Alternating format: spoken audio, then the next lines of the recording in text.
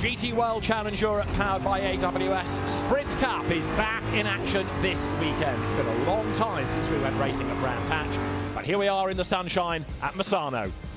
We're by the Adriatic coast. It's always a popular circuit with the drivers, and this weekend they're going to race in sweltering temperatures. One race on Saturday evening heading into the darkness, the other on Sunday, and in Valentino Rossi's backyard, a huge crowd is bound to be on hand. It's another big grid of GT3 supercars ready to go racing for two 1-hour sprint races around this 4.226 kilometre circuit. There are 16 corners. It's a flat circuit, but there are some fast sections and some slow and tight and twisty bits. And at the end of the lap, an ever-tightening sequence of right-handers before the left at turn 16. It looks like a fairly flat circuit, divided as it is into the 3 sectors, the last of which has that tight 14 and fairly tight 16 within it. But there is a little bit of gradient to the circuit, with an elevation range of 12.9 metres and a maximum camber of 5.5 degrees. Looking down on the grid then, it is full of cars and full of people. In terms of manufacturers here, you've got Porsche ahead, Mercedes-AMG second, Ferrari third, BMW M fourth, and Audi is in fifth. The sun's setting. Valentino Rossi then is on pole position, and it is Andrea Frassinetti's car alongside. Lights on the gantry are red. Race 1 at Misano is go, and Charles Wirtz on his toes. Not a good getaway though by Frasinetti in the Audi, in contact already. Mayhem breaks out. The Audi comes across the road and demolishes Danny Juncadea's Mercedes that spins around. Juncadea just gets it out of harm's way. That could have been a whole lot worse, but Charles Wirtz is in the lead. Look, there's a damaged Mercedes. That's Fabian Schiller's red and white car. Rossi has dropped back in the queue. Feller has been delayed. Lucas Auer has been delayed a little bit as well as they get up towards turn 4. So Wirtz is the leader. Marvin Dienst is second. Schiller with damage is third. Rossi is fourth. Fifth equal, Auer and Feller. But the Porsche goes ahead as they get to turn 5 and 6. Then way wide goes the Porsche. But are we going to be able to have the track clear? I'm afraid that yet again on the opening lap of the race, the 66 Audi is out. The slow starting Frasinetti. The car is stationary on the pit straight. There's debris there as well. It would be no surprise if we had a safety car. But right now, Wirtz leads, and it's all getting very ragged behind him. Watch Rossi squeezing over, so is Frasinetti. They turn themselves around, which then fully wipes out Frasinetti, who then wipes out Juncadea in their Verstappen.com Mercedes.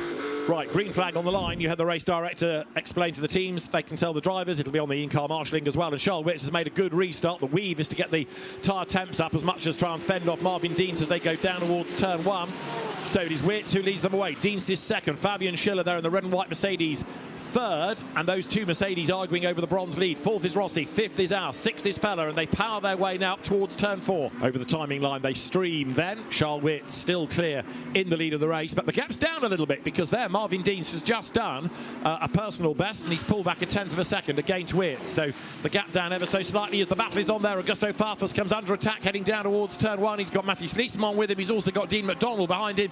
That was Farfus getting ahead of Leesman, but Mathis straight away trying to fight back. The BMWs, one in bronze, one in silver, and then behind them you've got the Pro Cup McLaren of Dean McDonald, and the McLarens have looked really breathless around here. They've just not had the pace. The penalties are coming. Number 46, a 10-second penalty for a jump start. So Valentino Rossi gets 10 seconds. So Charles Wirtz, we were told, would box this lap. In he comes, and that's going to give Marvin Dienst the race lead, assuming the Winwood car doesn't come in. It stays out. That's been a tough stint after a phenomenal qualifying that put him on pole position. And look at those fresh new tyres for Max Hesse. This is the penalty where they can't touch the car. So that's for the jump start, which of course was out of position. 10 seconds, they can't touch that car. Max Hesse on the attack again, trying to get past the Audi just up ahead of him. That's the car that Christopher Haase started. It's now Simon Reicher at the wheel of it. And Hesse goes for a gap on the inside. It's not quite BMW width, but he is all over the Audi now like a rash, and he's got the drive off the corner. Max Hesse are about to go for the position here against Reicher. Simon Reicher, far less experienced a driver, but Hesse teed that up nicely. He's got the inside line for turn 11. The kink going down the back straight, the curve, Cavoni, and he's gone through then. So through he goes, as you see here, the second place overall battle. It's still Bastien Bus ahead. Mauro Engel behind him in third spot, coming out of turn 8. Then this little rise up towards 9. And the Mercedes-AMG hunting down the Porsche, but Engel is such a savvy driver, he'll make the call now as to whether or not it's worth pushing, worth risking everything for second place, or just bank the points. He knows how to win championships. Look at that Emil Frey Ferrari sweep round the outside. They're going to be 3 wide potentially as they go up the hill into 9 and 10. And at the head of this is Gabriel Rindone, and this could have quite an impact on what happens in bronze, because in the pack behind one car but one back is Salikov. So Rindone has got the Anthony Bartone Mercedes behind him now with Aurelien Panis at the wheel of it. But Renat Salikov is in that mix as well. There are cars everywhere as they come towards us then. And this is where it's tough for Rindone to know who he can defend from. Basically, he's just got to be the cork in the bottle. Anything that gets near him, just defend like mad.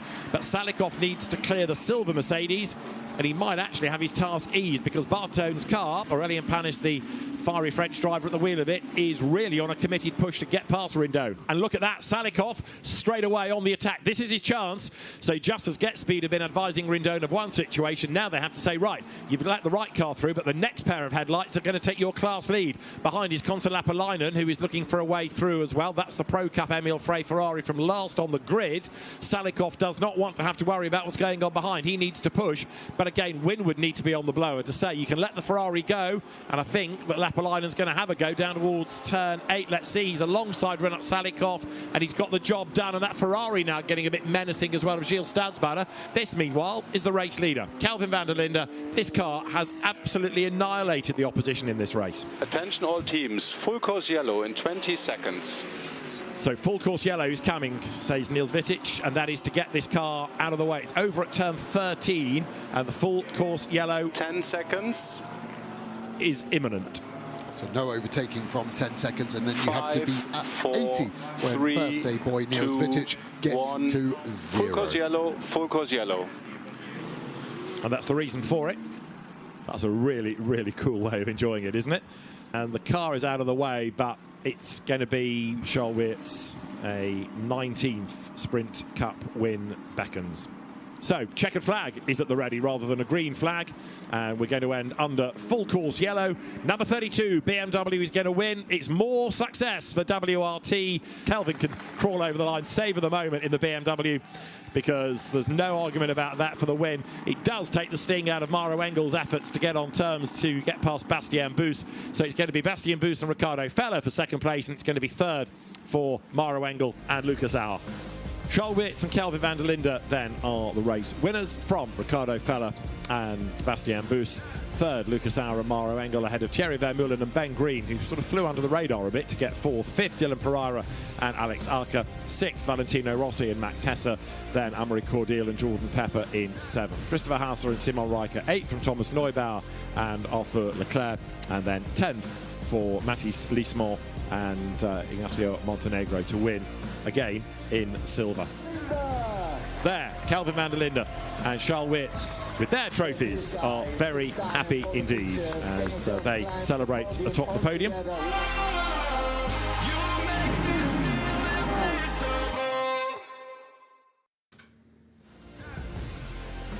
Race 2 coming up here at Misano. Welcome everybody to a very sunny circuit. Again, swelteringly hot. The ambient temperature 30 degrees and rising. Track temperature getting hotter and hotter all the time. The grid then starting to build. It's a very busy grid. Engineers, sponsors, VIPs, all down there. And we're looking forward to another really exciting hour of racing. Misano, people say it's hard to overtake around, but it does deliver good action, maybe because you have to get stuck in. And you can see just how many people there are, not only on the grid, but in due course trackside here, with 51.9 degrees being the track temperature, all crammed in to see local hero Valentino Rossi and to see some of the best GT action. Joe Osborne, David Addison, trackside, and down on the grid, Bryn Lucas and Nina Jade Paul. And it's to Nina Jade that we will go first as we get ready for race 2 here at Misano. We will now take a moment to remember a much-loved member of our paddock, Mark van der Straten, a true racer whose legacy will never be forgotten.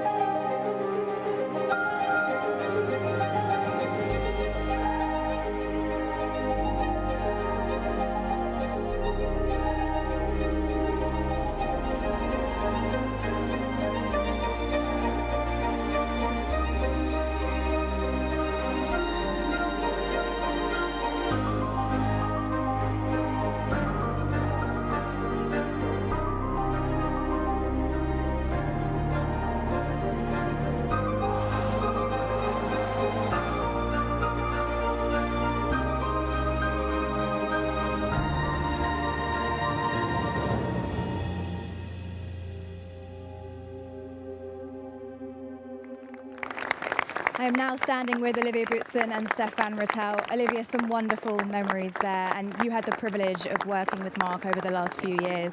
Can you tell us a bit about his passion for motor racing and what an inspiration he was? Yes, so it was really a privilege to work with Mark VDS and to have him in our team. He was passionate about motorsport, and we really enjoyed together every single minute that he was with us on the circuit. So we will really miss him. He will definitely be missed. And Stefan, what a huge part of this paddock Mark was.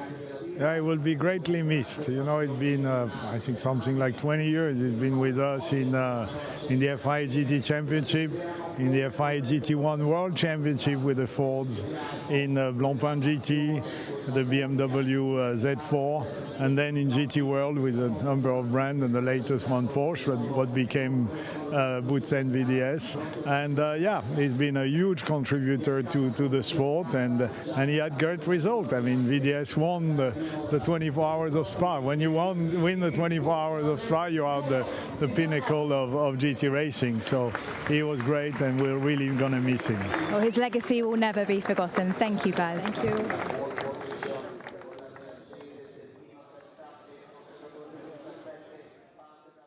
So some very nice words about the late Mark van der Straten to echo. He did make a huge contribution to GT racing, to Belgian motorsport as well, and he will indeed be much missed. The fans here, however, are getting themselves ready for what promises to be another all-action hour of racing.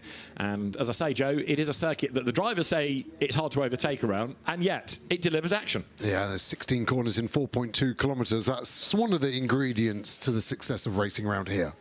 Let's get back down to the grid, because Danny Hunkadea's car starts on pole position. Danny is with Bryn Lucas. Discussing all things on the grid, including golf, but let's cast our mind to what happened yesterday here. It was a DNF for you, and luck has not been on your side, but as you say, you try not to ride the wave too high. You try and stay relatively flat. Yeah, we found a pretty nice switch yesterday night, and I think the curse is gone now. So, I mean, luck, I think it balances out through the years. You have some years where just nothing seems to go your way, and that's been a bit the tendency this year, unfortunately, but don't need to get too carried away by that. Just keep working, keep doing what you know, and whatever you can control, just try to do the best you can. And yeah, so far so good today. Let's hope we can keep it that way. Yeah, absolutely right. Starting in the premium position, the box seat here, alongside you, the 32 car, and there's less around you to cause you issues. For sure, like when you're on the front row, it's pretty much you're controlling a bit more what's going around. So yeah, that makes things obviously easier in that sense. Then I think after that the race is just going to come down to the pit stops for sure. That's a sprint. It's always tricky. Pit stops, WRT guys are always very switched on. So yeah, let's see if Jules can pull a bit of a gap and give us a bit of a buffer, and then yeah, we'll try to do our best there and try to bring it home. If anyone can, Jules can. Buena suerte. Thank you.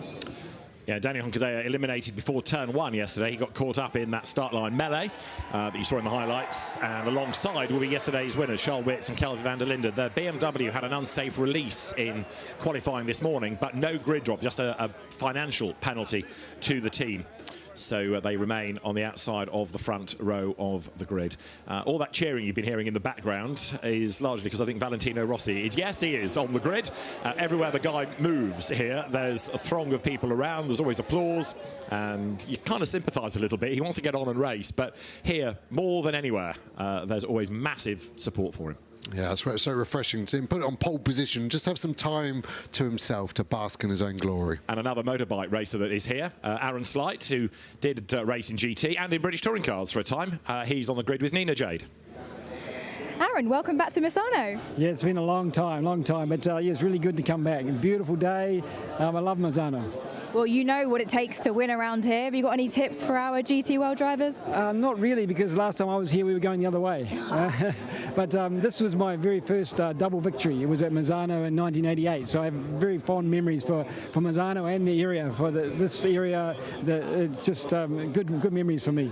And we just saw you greeting Valet just then. Will you be rooting for him today? Oh, for sure, yeah. This is what I wanted to do. I wanted to go from bike racing to car racing. Didn't quite make it, but it's good to see Valet doing it. Well, there's still time, Aaron. No, I don't think so. Yeah. Well, enjoy the race. Thanks for talking with us. Thank you very much. Cheers.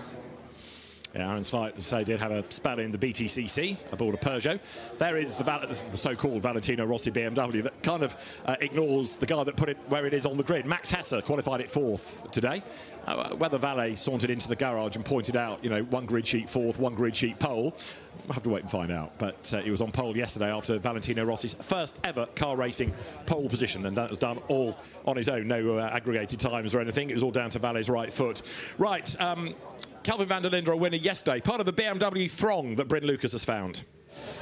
Well, it was got a cluster of BMW drivers here on the grid, 2 different teams, 2 different cars out here, yourself starting in a really strong position, and there was a bit of a moment in qualifying where we thought maybe there'll be a grid penalty coming your way for an unsafe release.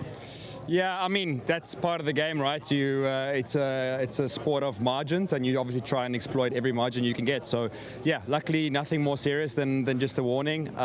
But yeah, obviously very excited to be on the front row here after a strong race yesterday. Charles did a great job in the race to get us into position, and I was happy I could deliver a similar result this morning. Absolutely, Jordan, we'll come to you in just a second, but Charles, you're starting in the car. No, sorry, you're not starting in the car, you're watching in the garage as the race start happens. It was a great result for you and a really good position to be in the championship, and it's almost the best place to be in this championship, leading from the front. Yeah, definitely. I mean, also we know Misano starting from P2 is not really a disaster. It's quite open. It gives an opportunity for turn 2. So I'm sure Kelvin gets that sorted out. And yeah, I mean, I think we have a pretty strong package. Obviously, the Mercs look really strong. Yeah, I mean, for some reason the 80 Porsche was struggling a bit more this morning, but we know they are also very, very quick, and I'm sure they will make their way back because they're also really strong in the pit stop. So let's see. We'll need a solid race, good start, good execution, and hopefully we can get again a victory. That would be nice. Good luck to you. Good luck to you. Now, Jordan, I spoke to you yesterday, and you were not the happiest person in the garage yesterday, but you actually brought it through to a decent result and you're starting in a more favourable position this time. No, I was just more pointing out that I wasn't driving the 32 this weekend. No, yesterday we had a good recovery after an unlucky qualifying for Amori and then also losing more places trying to avoid the crash. We charged back from I think P22 or 3 to P7. So hopefully we can do the same today. I didn't make our life that easy starting P10 today, but we have a really good race car and we have the best guys in the business on the pit lane. So I'm sure we're going to charge forward and hopefully we can push towards that top 5, maybe a podium if something happens. I'm sure you are. Good luck. Cheers. Charles Weerts yesterday by that race win equalled Dries van Voor's tally of 19, so he's on the most Sprint Cup wins equal now with Dries van Voor, which makes another point in a sense, Joe, that you used to think about Charles Weerts as, if you like, Dries van Voor's co-driver, but now he's very much one of the stars of GT3 in his own right. Yeah, he's able to anchor any driver, isn't he, aboard the 32, whoever he's with, and pace was super strong yesterday, and he had the best start, and that's why they won the race. Best placed Ferrari on the grid is Thomas Neubaugh and Arthur Leclerc's car. Let's get to Nina Jade Paul. Well, Arthur, yesterday in qualifying it didn't quite go to plan. You were quite out of position on the starting grid, but you had a mega race, made up 9 positions, got some valuable points. You're the highest starting Ferrari on today's grid. What can you do from here? Let's see. I mean, first surviving the start because it was quite hard yesterday, like you could see. So surviving the start and hopefully with our pace, we were struggling yesterday, but hopefully we will get some position. Will you be getting your elbows out? Sorry? Will you be getting your elbows out, going aggressive? Yeah, of course. I mean, then we need to see with who we are fighting. I think the BMW are 1 ton ahead at the moment, so we hope to find the pace, but we know that it will be a tricky race, so we'll push. Thank you. Good luck. Thank you. Yeah, winner at Brands Hatch, Arthur Leclerc, in the opening Sprint Cup race with Thomas Neubaugh. That, of course, the only previous event we've had in the sprint season back in early May. And we've only got 2 weeks to wait before the next one at Manicourt. Right, let's hear from the local hero himself. Valentino Rossi is with Bryn. Didn't quite go to plan for Valle yesterday in the team, but starting in a good position again, and we know what your pace is like around this circuit. Yes, yesterday unfortunately we were not able to stay in front. The start was bad, and but you know we are quite fast. Today is different. Max will start and is on the P4.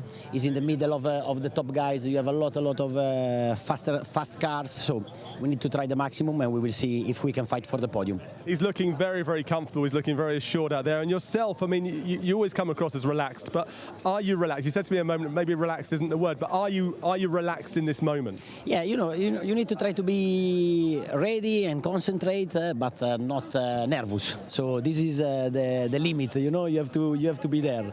But it's not easy. We try. Yeah, it's a fine margin. Also, lots of fans here, loads of fans in the grandstand over there, and all around the car. It's a wonderful thing for us to see. It must be wonderful for you as well to experience the continued support you have. Yeah, the support of the people is unbelievable. I'm very proud, and also this year I have a lot of people, so everybody are very happy. These races deserve an atmosphere like this. Anything in Italian for us? Ciao ragazzi, grazie del supporto e cerchiamo di fare una bella gara. Ciao, buon divertimento. Buona fortuna.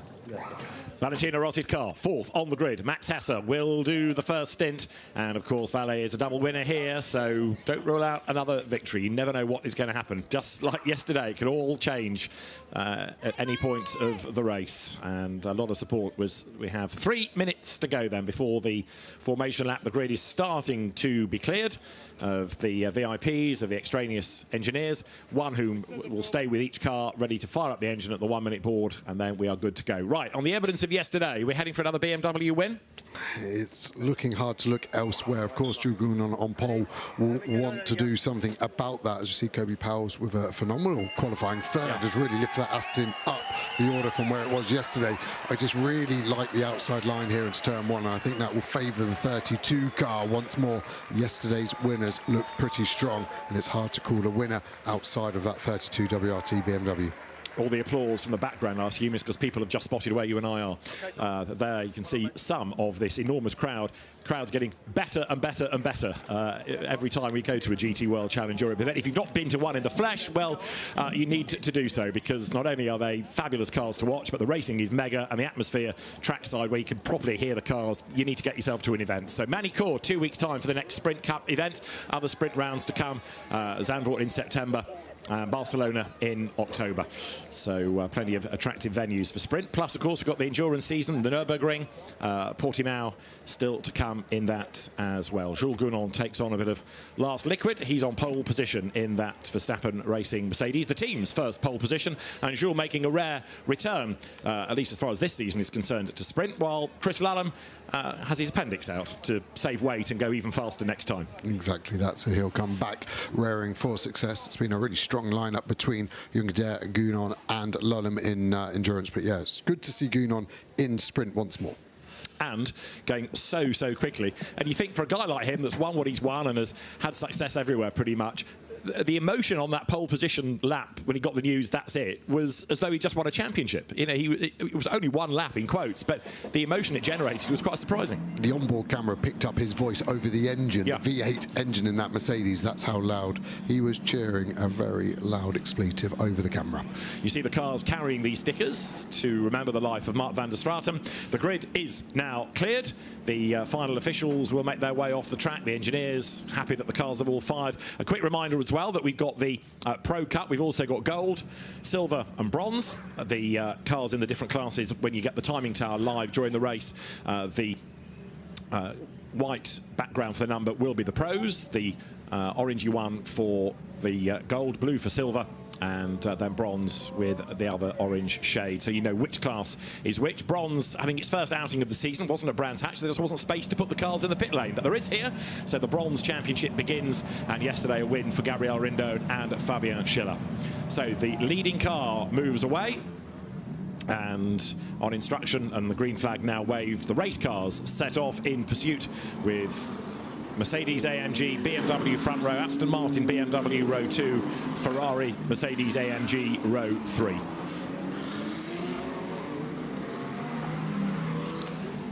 So Danny Hunkedeer's car, Jules Gounon at the wheel for overall pole. The bronze pole, though, is another of the 2Cs run Mercedes, and it is the Charles Dawson time that did it. Aurélien Panis, Mercedes AMG for silver pole.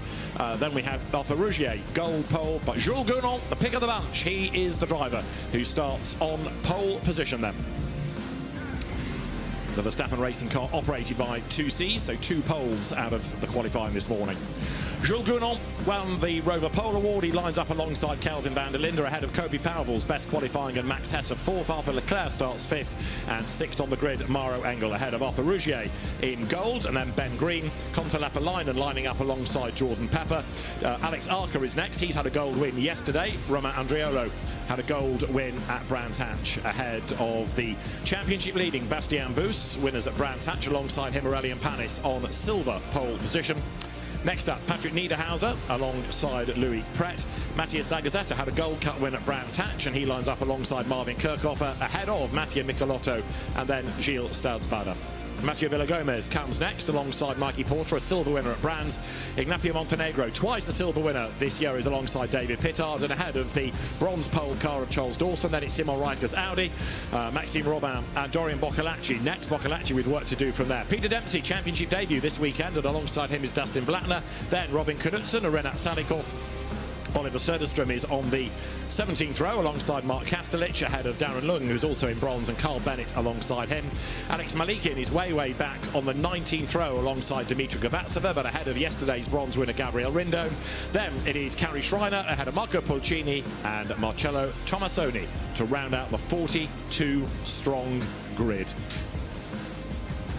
So the field working its way in these glorious sunny conditions up then through turn 11. And in terms of the global GT World Challenge manufacturer points, Porsche ahead from Mercedes-AMG. It's Ferrari 3rd from BMW, Audi chasing in 5th. So the Maserati leading car starts now to slow the pace. Everybody will get themselves into formation, ready to make that run up towards the end of the warming up lap, ready to go racing. And it's going to be Jules Gounon versus Kelvin van der Linde down to the first corner. We know the BMWs ride the curbs very well here. Really nice, low, flat curbs for a motorbike circuit. It does, of course, therefore encourage you to use the curb, and the BMW uses the curbs better than other brands, it seems. But with a completely different grid from yesterday's race, let's wait and see what pans out. One car not starting is the Audi that was damaged yesterday, the Frasinetti Levy Audi, so 66 having to be withdrawn, sadly, but everybody else good to go.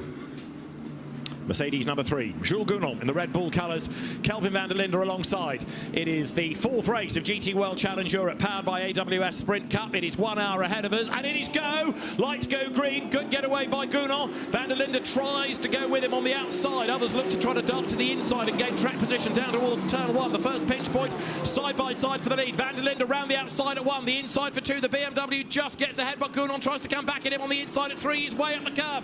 Side by side off the corner, the Mercedes AMG will have the inside line up towards the first part of the next long right-hander. Gounon on the inside. Van der Linde gets run out wide, and Jules Gounon now finally secures the lead heading into turn 6. He's done it. It's Gounon ahead of Van der Linde. A really good getaway as they accelerate then down towards 7. It's been a mega start from Pepper as well, 10th to 5th at the moment. He's having to defend hard from Engel in the Winwood Mercedes, and he has just fought that off. We have 3 WRT cars as Engel now going around the outside at 8. That's going to get tasty between those 2 cars fighting for 5th. You've also got the Max Hesse BMW up into 3rd to cheer the locals. In 4th place, Kobe Pauwels. Engel versus Pepper, who's hung out to dry a bit there, Jordan, on the outside line, going a little bit deep, round 9 into 10. This is the run down to Curvoni, so it is now Jules Gounon not only in the lead, but edging away by 3-4 lengths over van der Linde. Then in 3rd place, you've got Max Hesse, and it's game on for 4th behind them, isn't it now, as this is Arthur Leclerc's view, heading through 13 up to the hairpin at 14. Green on the inside, Pepper on the outside. Pepper's been on the outside for an eternity, finally stops the run and gets back in. He's lost a couple of places. He got greedy in hindsight, trying to send it round the outside of turn 10 on Engel after a mega start. All the cars looking super loose. Big snaps of oversteer at the moment. Tyre pressure's coming back up. We were sat on the grid for a long time. Yes, ambient is high. Ambient being over 30, track at 52, but the tyres want to be at 90 degrees centigrade. So Gounon leads at the end of lap 1 by 0.6 of a second, and tempting fate, I know, but everybody's got through the first lap drama-free as the cars now wriggle their way out of turn 3 there. Number 111 is Arthur Rougier, who's just dropped back behind Alex Arca. Arca leading in gold, silver led by Aurelien Panis, and Charles Awesome Dawson is leading in bronze right now, as that's Consolapalainen's Ferrari to the outside of Patrick Niederhauser's Lamborghini. and the Temerario getting all snaky there as they thread their way over the curve at 6. That Porsche, Bastien Bus, the championship leader, has dropped a place. He's worse off than he was on the grid. He's down to 14th. This could be a long hour, relatively speaking, for Bus and Riccardo Fella. Bastien does challenge, then gets up the inside of Constant Lapalainen's Emil Frey Racing Ferrari, but he can't clear him at 8, and he doesn't even stay alongside, has to get back in the draft. Our second place car from yesterday, our Spa 24-hour winner, this 80 line speed Porsche. Looks like a different car compared to yesterday.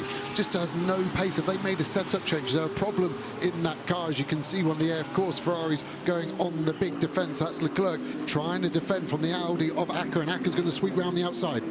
Indeed so, Alex Acker then right round the outside. He tries. The Audi has gone well in GT4 trim this weekend. They're still quick in GT3 trim. That didn't work, but a Gold Cup win yesterday. But now look for gold, almost overlapping the McLaren coming back at the Audi. That is Arthur Rougier then attacking Alex Acker. Romain Andriolo's McLaren is not that far behind. Look, there it is, the black and gold car. And Niederhauser is still under attack from Constant Lapalainen as they head up towards the line. And behind Lapalainen is Bastien Bus.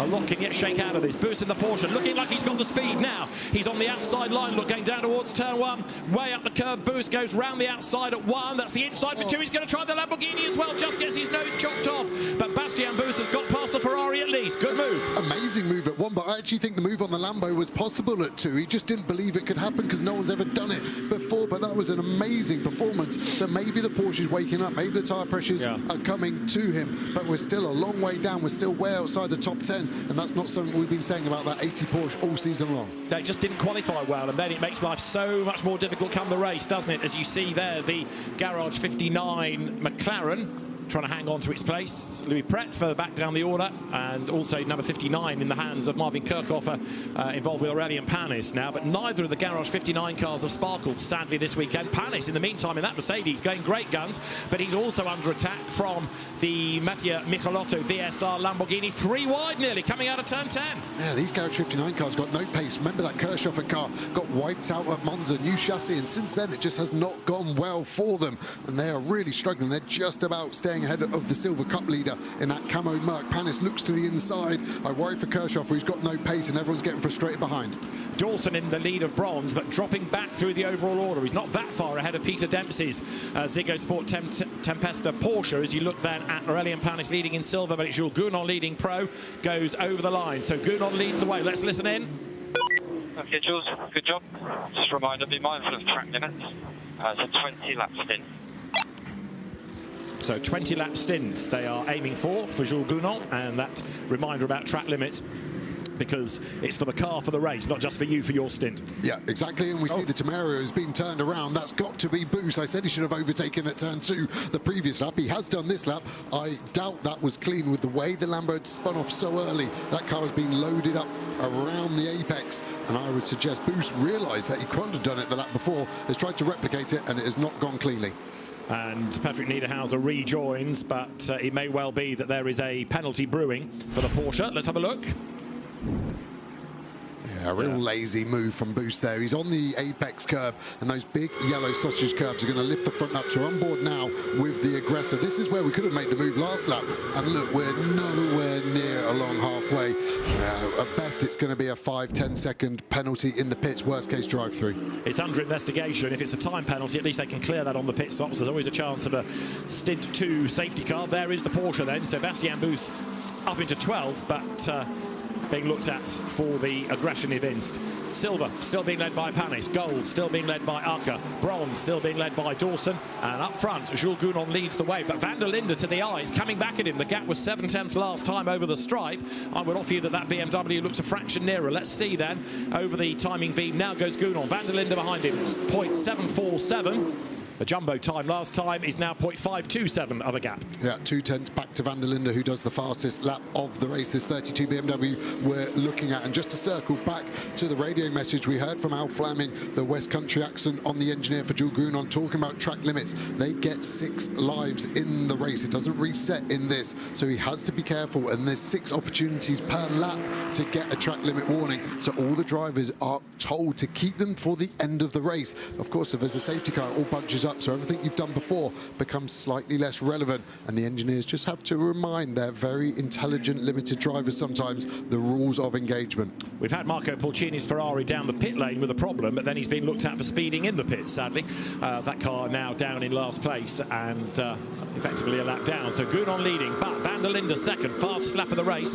This is Arthur Leclerc in 8th place. This is the best place of the Ferraris. Have a look at the second best of the Ferraris. Ben Green is ahead of him. Have a look at the speed, have a look at the gears as he accelerates now down towards 11. So this is our highest speed port of the circuit. Speed building all the way, and then we're suddenly going to hit the brakes just as we get over 245 kilometers an hour, 246 hard on the brakes. We then jab the throttle once more in between the awkward 13-14, and we see the battle raging between Ben Green and Pepper in front. Slowest corner lap, 68 kilometers an hour, first gear. Now all the way back through, easy flat through 15 if the car allows you to. Then 16, we have to be careful of the apex curbs. Why? They're so big they can unsettle the car, and then track limits on the exit. One wheel has to stay in contact with the white line at all times, and we can see the BMW's strengths. It's able to use those curbs more than Leclerc in that red and yellow Ferrari going through your shop. Lead gap back up 0.6 of a second then as Gounon steadies the ship, so to speak, over Van der Linde and then Hesse. Kobe Powell's in 4th. Let's look at a replay of the start. Yeah, so it was a mega start from the front row, wasn't it? They ran side by side. There's Pepper going over to the pit wall. He goes up from 10th to 5th eventually to get past Engel. He then goes back to 6th. It was a clean start, much better than yesterday. All the cars over their grid boxes. That's what Valentino Rossi got his penalty for, was being too far over to the side. Van der Linde sweeps out. He sends it around. Gounon does well to roll out of the break, not allow him to clear him, and then goes all the way around the outside.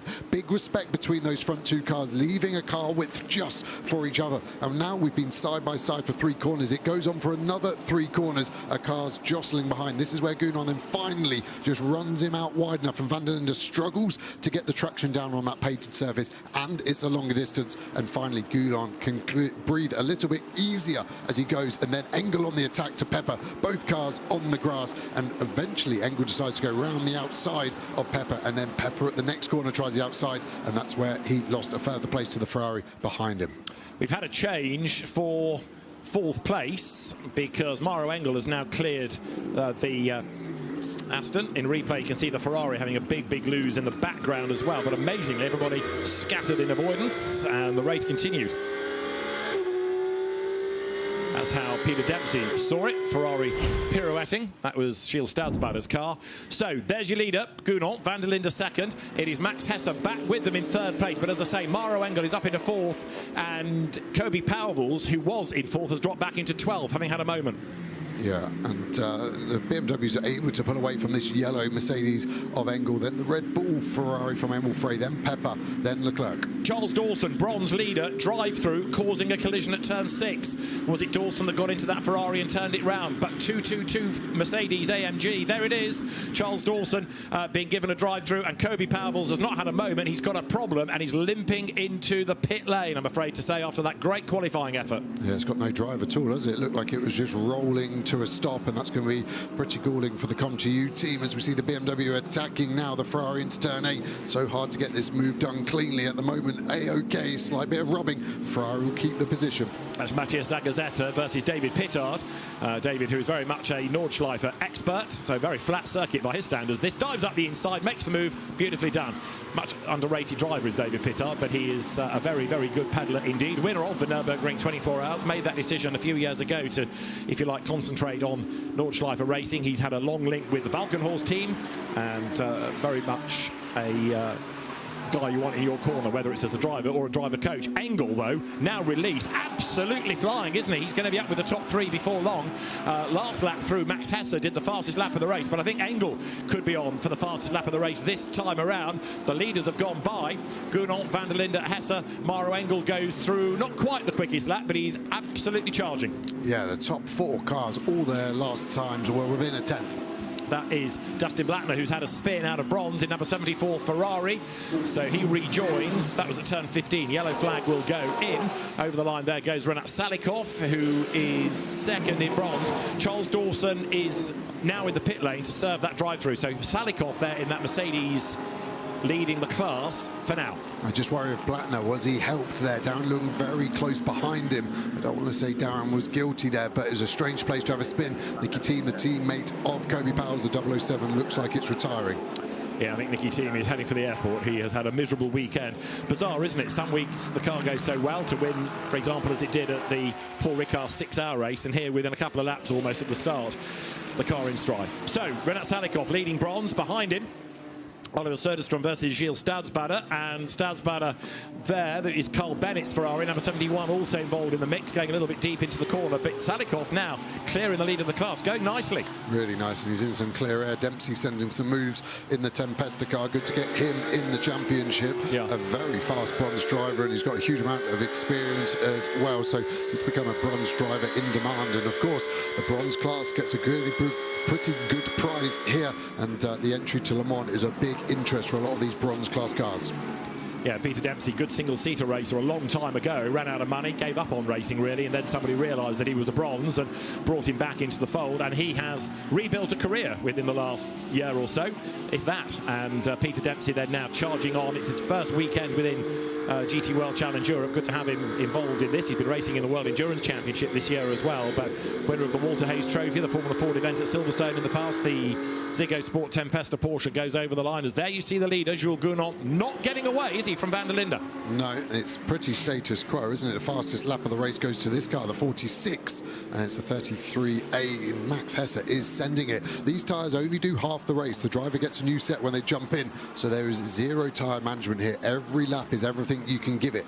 What this is going to do is put the pressure on the 2C's mechanics in the pit stop. We know how good WRT is, and right now a margin of 0.6 of a second. The lead could well change on the pit stops. Really could, isn't it, as we follow Dempsey here. Winner last time out in the World Endurance Championship at Sao Paulo for Team Turkey, and you can see why Team Turkey gobbled him up, as we have a battle here between Pepper and Ben Green. Should go the way of the BMW, and he gets the drive. That would be interesting to see how he got the overlap so easily down the back straight. Whoa. But Pepper is still having to fight, and he leans there on Ben Green as they come through the corner. So Jordan Pepper grinds up the inside of the Ferrari, forces Ben Green over another set of curbs. That gets the Ferraris together, because now Arthur Leclerc wants to join in as well. Ben Green fending him off, but Jordan Pepper having gone through. That was a kind of assault from Pepper, but anyway, it's worked for him. Jordan clear as he comes up to the line in 5th place. Yeah, season move there from Pepper. It was just on the borderline of being fair.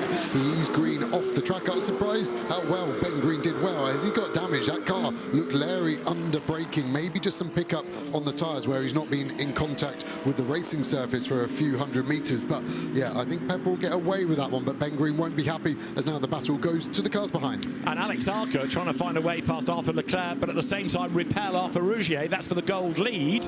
So Alex Arca in the Audi accelerates through Dylan Pereira to take that car over. Arthur Rougier will give way to James Kell in number 111. So advantage Audi for the moment as they come up towards turn 8, and then there is the third of the Gold Cup cars, and that is Romain Andriolo fending off Bastien Bous up into 11th. Still haven't had anything, have we, about the incident between Porsche and Lamborghini. Patrick Niederhauser trying to get back into the fray, but way down in 37th place. Not happy. This is Bous's view.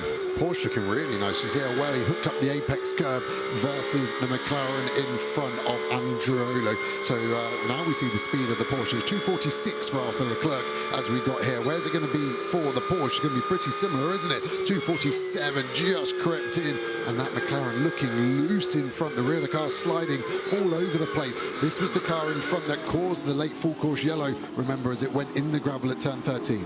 And we understand that the number 7 Aston Martin was a brake problem. That is out of the race then, so Kobe Powell sadly going no further. Leaders have gone by, 0.6 is the margin. They're still working on the Aston, but it's to all intents and purposes out of the race, as you've got a Ferrari one-mate race almost here. The pair of them nose to tail. Ben Green under attack from Arthur Leclerc, and then Alex Arca belying the age of the Audi R8, illustrating what we've been saying all year. In the right hands, with the right team operating, these cars can still deliver, and they're the perfect cars, aren't they, for the classes, for gold and silver and bronze, because they can deliver the results within the category. There, Bastien Bous still sitting on the back of Romain Andriolo. This is the fight for 10th place now. At a drive-through is heading the way of Bastien Bus for turning around Patrick Niederhauser. Yeah, it was on the upper end of the penalty I thought they might get. They could have got lucky with a 10-second maybe, but that drive-through is going to lose them 46 seconds. They done for them for any chance of a point. Look at Jordan Pepper. He has escaped. Ben Green flashing his headlights still. He is not happy with Pepper's move on him.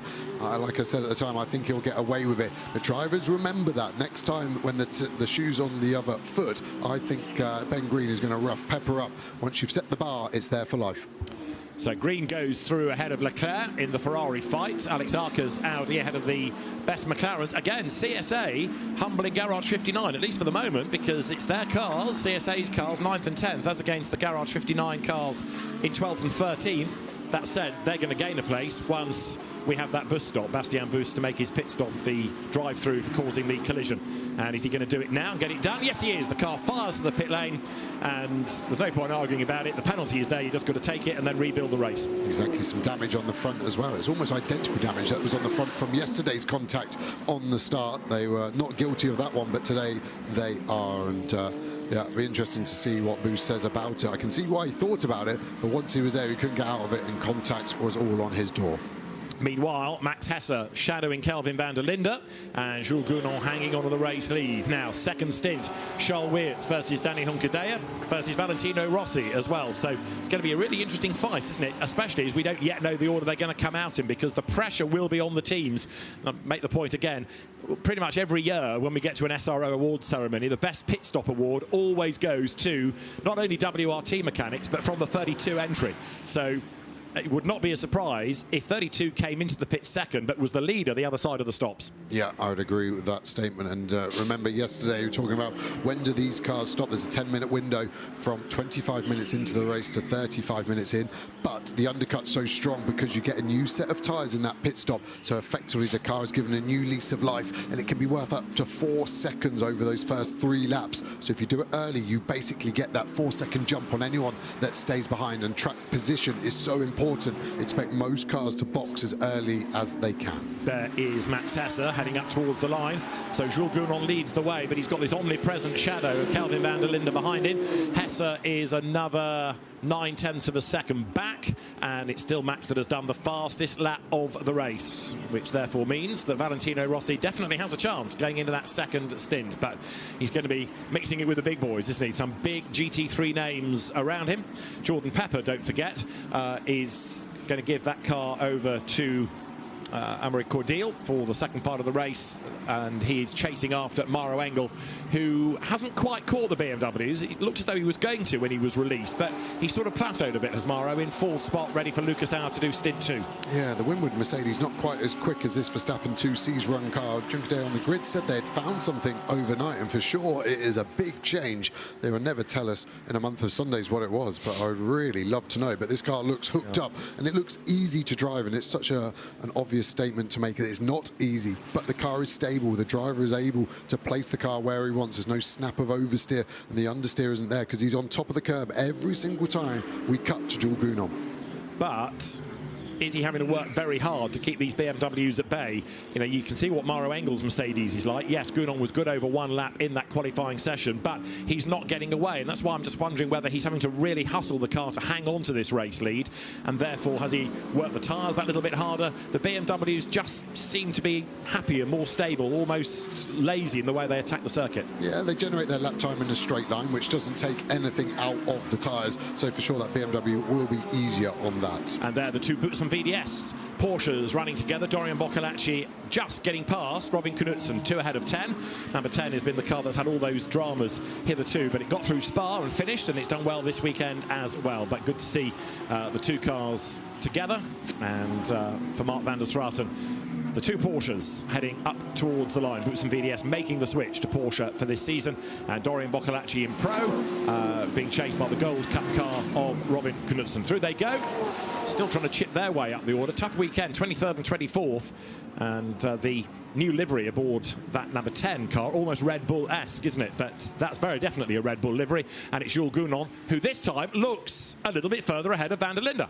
Yeah, Sector 1 was quicker. Sector 2 was really goon on sector, wasn't it, in qualifying? Do you remember we went on board and we were able to see why it was so quick? It was really the ability to turn into the corner late, to rotate the car and to get a good exit. And normally that's what goes away from you in the race. The front tyre starts to lose grip, you lose rotation, you end up turning in earlier, narrowing the corner off because you're fearful of going in wide. But the Mercedes just looks so hooked up into these ever-tightening radius of corners here at 13 into 14. He can really get the car where he wants, and the speed there from AWS showing us what cars are where. And Soderstrom in the Aston Martin, that's the quickest, but look, 5 cars within 1 kilometre an hour.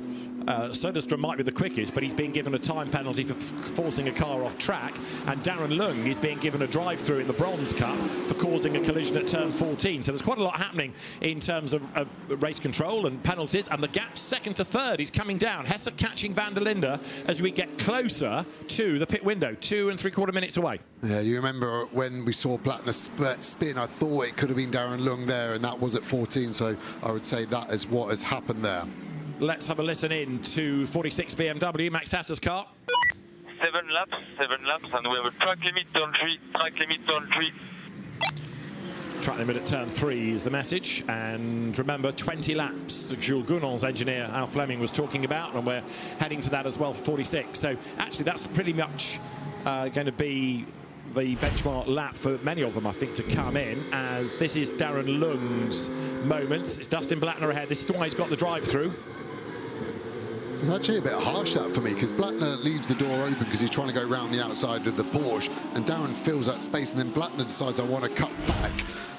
Yeah, I think it's on a little bit of the harsh side. Of course, Darren makes the contact, but for me, Blattner's closing the door, and Darren was semi there already. Well, Darren Lung has just served that drive-through, so he's rejoined the race, but frustration for the man behind the Paradigm team. So, a minute and a half before the window opens. It will be open at the end of the next lap, but they're just about to complete 15. So they've got another 5 laps or so before they need to think about pit stops. You might get 1 or 2, though, with a different strategy on drivers, with your slower of the 2 in first, coming in earlier when the window does open. Meanwhile, it's all kicking off in gold, isn't it? Alex Arca ahead of Arthur Rougier. Arthur determined to get through before the window opens. I wonder whether he'll go long into the stint, Arthur Rougier, before he gives way to James Cal. Alex Arca with Dylan Pereira, another quick co-driver as well. I'd be super surprised if we don't see a busy pit lane at the end of this lap for everyone. Let's see where it goes. WRT running 4 cars. They do have 4 separate rigs, but of course if they all box at the same time, it gets very tight. So we see lots of teams prefer to service 1 car at a time if they've got 2 rigs. So maybe WRT can do 2 a lap. And on the subject of WRT, Jordan Pepper's spicy performance thus far has earned him a 10-second time penalty for forcing a car off the track at turn 13. That was Ben Green's Ferrari. So Jordan Pepper gets a 10-second time penalty to be served on the pit stop. Joe wrinkles his nose. It's the modern day, isn't it? Back in my day, that would have been fine. I can see why it's a penalty. You can see he's running off the track. Pepper will say, I was on the limit of the grip and there's no future on the outside. But yeah, the modern day take on it is that there should be more room left for the outside. But I prefer the old school. Physics dictates the winner. In fact, it was 2 corners, really, that Ben Green couldn't get back on the track, could he? He was forced out at 13. He was still off the road pretty much at 14 as they go by. And 5th is Jordan Pepper for now, but 10 seconds to serve on that pit stop. Still not as draconian a penalty as a drive-through, of course, which is a very time-consuming one. And Bastien Bus is down in 35th, so it's going to be a tough stint for Ricardo Fowler to salvage any points out of this. That drive-through has cost them dear. Ferrari's still fighting here, where you've got Ben Green ahead of Arthur Leclerc, 6th and 7th. Alex Arca is 8th, and there Arthur Rougier is 9th. So the pit window is now open. And as Valentino Rossi gets ready, are we going to have any takers? Well, no. Not within the top 8, top 9. Not yet, we're not. Normally the undercut is what the engineer is talking about all weekend being so important. Our first pitters are just coming in now, all silver class cars. So we'll start to see what the pit start time is. Maybe teams are worried about dropping into a bad bit of space. We're trying to listen into the teams to see who's coming in. We're actually going to get some radio from car 3 now. Okay, Jules, we've got 4 laps. 4 laps. And that puts them on that 20-lap stint. So Jules Gounon's engineer Al Fleming explaining what the plan is. Mikey Porter has been in, so has the 30 BMW Mathis Leesmont. So lots of the silvers and bronzes towards the second half of the pack. They are pitting already, but others are going to go for 20-lap stints. And Jules Gounon just under 0.6 of a second ahead of Kelvin van der Linde. This car, Max Hesse, running in third place, going up through the hairpin at turn 14. Still Alex Arca leads gold. Aurelien Panis leads silver. And bronze was Renat Salikov, but he's pitted, so Marvin Dean will take over the car that led the class on the way into the pit lane. There's Aurelien Panis, having had a good go yesterday and was on the podium. Looks as though it could be a podium result today as well.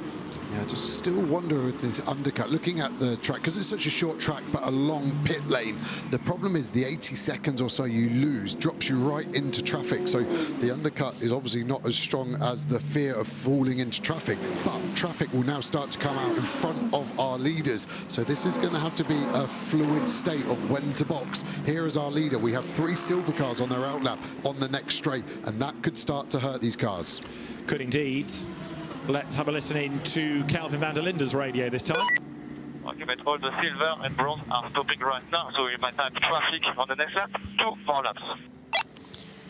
So 2 more laps, they're saying, and it's on lap 18 now, so that's another one going for the 20-lap mark, isn't it? Charles Witt's getting ready. So 20 laps is going to be roughly the halfway point as van der Linde comes out of 10.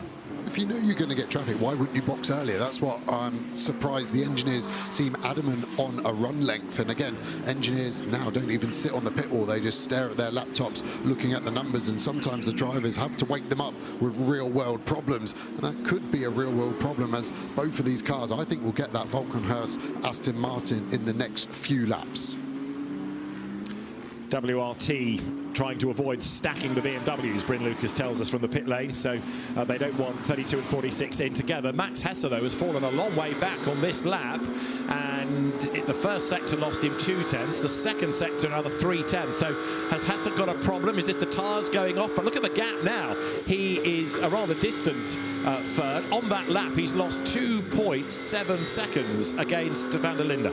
Yeah, he's really been dropping time. Line-wise looks okay. Couldn't hear anything wrong with the motor in that BMW either. And van der Linde now is going to have a go for the lead before he boxes, isn't he? Because now, with effectively 2 laps to go before he has to pit, van der Linde closer than ever to Jules Gounon's Mercedes. Maybe because he doesn't have to think about the BM behind anymore, but most definitely that gap has come down.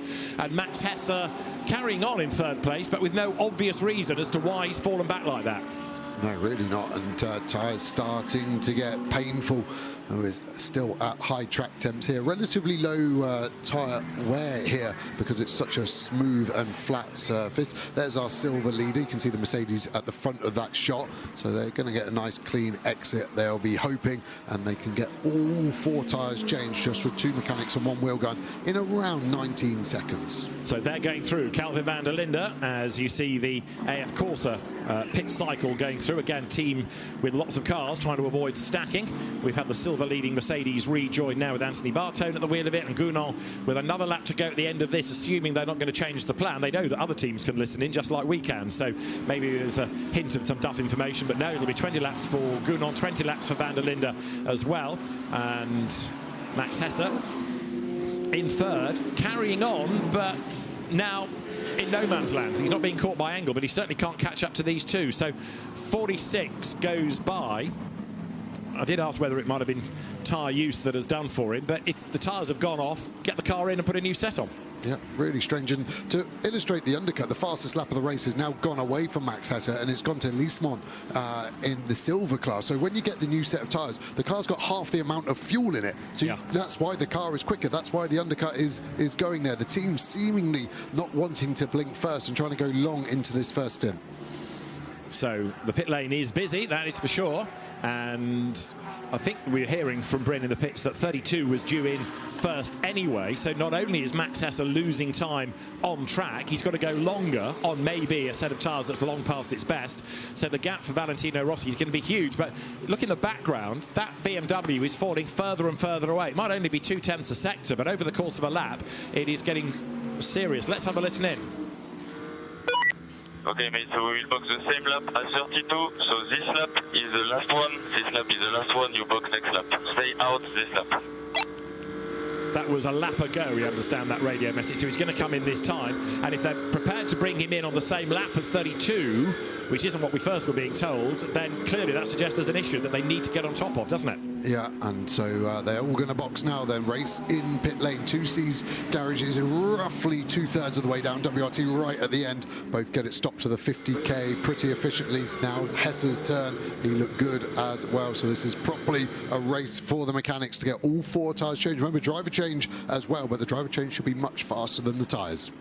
Down the long pit lane comes Jules Gounod. Max Hesse starts to loosen the belts. Also in is Mauro Engel. Jordan Pepper has stayed out because they can't really have 3 at WRT all at once, can they? So Jordan's got to go round again. So Hunkadea into 3 and Charles Wirtz into 32. Lucas Auer into 48. Valentino Rossi into 46. And new tyres as well. New Pirellis aboard number 3 Mercedes. Good stop for that car. Is it good enough to keep it in the lead? Yes, no, it's not, because the BMW jumps ahead. So Charles Wirtz does indeed get into the lead on the pit stops. WRT has done it again. Really, really good stop. Mercedes slow to fire as ever. Big V8 has to do a full turn of the crank before the engine goes, and you can see how much it means to them. They've seen it in front of them. Emma Laderman smiling in the background, proud of all her guys. Jules Gounod maybe hasn't realised yet, and he is about to get a whole bad mood wave over him. And Fabian Schiller, yesterday's bronze winner, 10-second time penalty for a short pit stop. It's 80 seconds regulation in bronze, whereas all the other classes are natural pit stops, as quick as you can do them. 27 minutes on the clock then, and after all that hard work by Jules Gounod on track, what we rather suspected might happen, excellent pit work from WRT has tripped them into the lead, and now the pressure is on Hunkadea. Not only has he lost the lead, look at the gap between them. 3.1 seconds difference in the pits there, and it looks okay from the 2C's team when we were watching it, but you've got to do 4 tyres, so it's less than 8/10 a tyre difference. Gounod gets the cool vest on. I still don't know if he's realised, because I'm not sure he'd be smiling.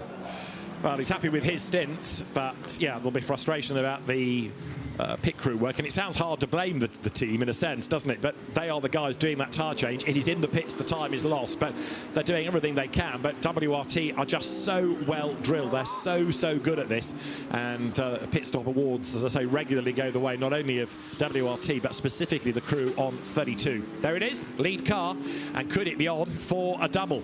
So now you've got Charles Wirtz versus Danny Hunkadea, and at the end of this lap we'll get a proper idea of what the gap is.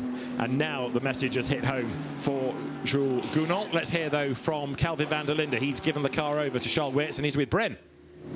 Kelvin, there's many places that you can win and lose a race, and the pit stop is always one of those when it comes down to GT World Challenge Europe. That was a rapid pit stop. I mean, these guys are absolute world class. They show it every year, every race weekend. Yeah, they execute. Faultless performance once again. The race is still long, but obviously the pit stops make a big difference. The Mercedes out there as well, the Verstappen.com Mercedes looks pretty rapid too, and you have to keep fighting for every opportunity. Yeah, they were very fast. Jules drove a very good stint, no mistakes.